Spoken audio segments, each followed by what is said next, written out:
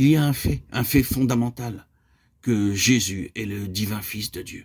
Dieu manifesté en chair. Dieu était en Christ, ou de manière plus complète, Jésus était Dieu, et Jésus est Dieu.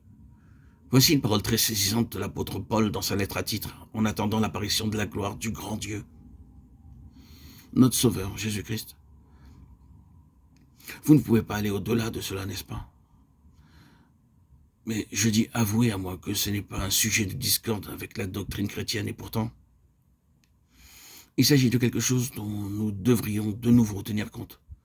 Pour commencer, Jean était sur l'île de Patmos pour cette raison. Il était en exil, il était prisonnier.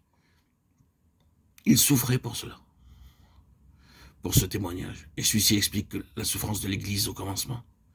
Vous savez, ce fut sur la base de ce point même que les Juifs ont crucifié Jésus. Il s'est fait lui-même le Fils de Dieu, Jean 19, 7, ont-ils dit. Il s'est fait lui-même. Il s'est fait lui-même le Fils de Dieu. C'était la dernière chose pour eux, et à cause de cela, ils l'ont mis à mort. Et pour ce témoignage, l'Église elle-même fut jetée dans le tourbillon de cette terrible persécution. Si vous avez compris la persécution de l'Empire romain et des empereurs romains, elles étaient purement et simplement à cet égard. Voyez-vous, les Césars étaient vénérés, idolâtrés, ils étaient des dieux, souvent appelés par des titres de déité, de divinité, et étaient adorés comme des dieux. Jésus, en tant que Dieu, était un défi à l'ensemble de ce système, à toute cette autorité, d'où les persécutions du monde romain, alors que Christ avait été mis à mort à ce titre même. Ainsi l'Église allait suivre dans son sillage et être mise à mort pour la même raison. Jésus est Dieu. Il y a une étrange portion des Écritures qui n'est pas facile de comprendre, à moins de la considérer dans ce contexte.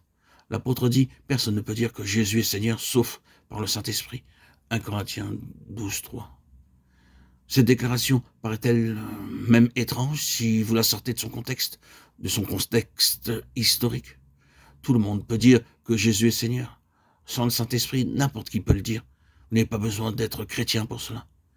Mais ici, il est mentionné, personne ne peut dire que Jésus est Seigneur, sauf par le Saint-Esprit. Si vous placez directement dans le monde juif et romain tel qu'il était à l'époque, et que vous levez pour dire Jésus est Seigneur, vous aurez besoin de toute la force, de toute la hardiesse, et de tout le courage du Saint-Esprit pour le faire. Vous mettrez votre propre vie en danger lorsque vous employez ces termes à propos de Jésus. Dans ce monde-là, toutes les forces du mal spirituel et temporel feront de vous un homme ou une femme à abattre. Si vous dites « Jésus est Seigneur », la croix vous attendra. Et pour cela, vous aurez besoin du Saint-Esprit. Personne dans ce monde-là ne pouvait oser le dire autrement que par la puissance et l'aide du Saint-Esprit.